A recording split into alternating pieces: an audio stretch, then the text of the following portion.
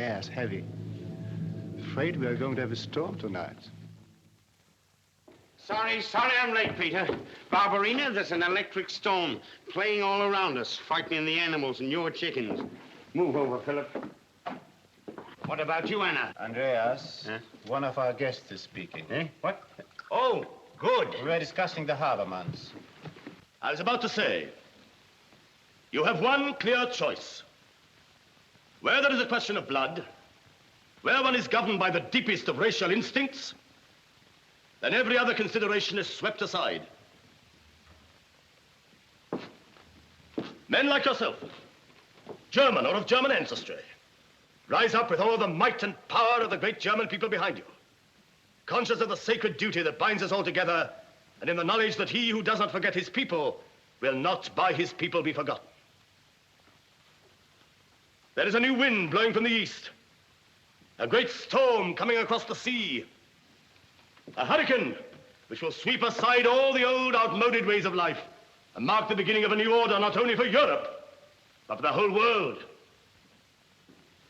Let those beware who would have the temerity to stand in his way. They will go down before his irresistible impulse and be crushed out of existence. But for those who accept the new order, for those who perhaps belong to it already, why need I use these parables of speech any longer? I mean all of you here tonight. Yes, you, brothers! I call you brothers and proudly acknowledge you as such. You who form the little stronghold of our people here in Canada, you will have your share of the happiness and prosperity that is waiting for us all. When the storm is over and the sun rises, that mighty sun, which will give us everything we need in life. What sun are you talking about, friend? I am talking of the greatest idea in history. The supremacy of the Nordic race, the German people.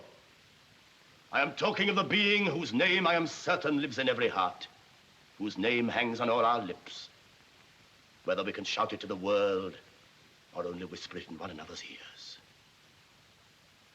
Germans! Brothers! I ask you to join with me in paying homage to our glorious Führer. Heil Hitler! Heil Hitler!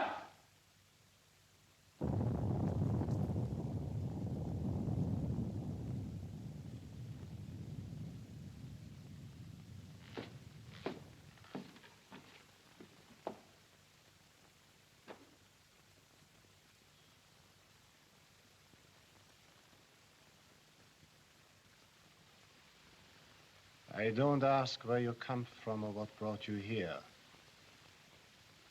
although you've left us in no doubt as to your beliefs. Someone has given you, no doubt deliberately, a completely false impression of us. We are only one amongst many foreign settlements in Canada. There are thousands of them in this part of the world, and they've been founded some 80 years ago, by people who left their homes in Europe because of famine, because of starvation, because of racial and political persecution, and some, like ourselves, because of their faith. Some came only to find new land, new boundaries, a new world.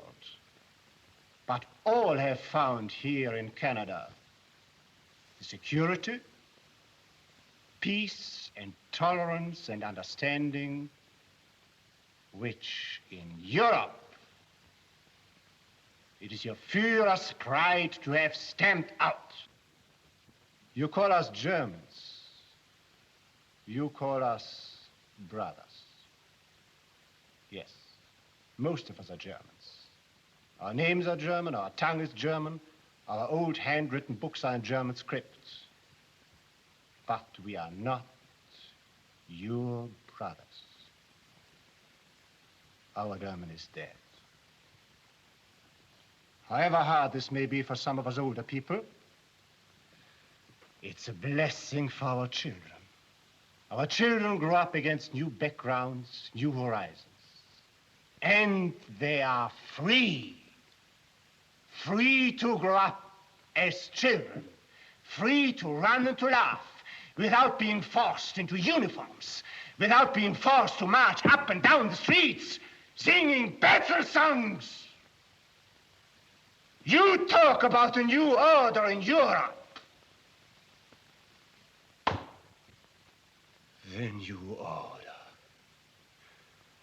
where there will not be one corner, not a hole big enough for a mouse, where a decent man can breathe freely. You think we hate you, but we don't. It is against our faith to hate. We only hate the power of evil which is spreading over the world. You and your Hitlerism are like the microbes of some filthy disease, filled with a longing to multiply yourselves until you destroy everything healthy in the world.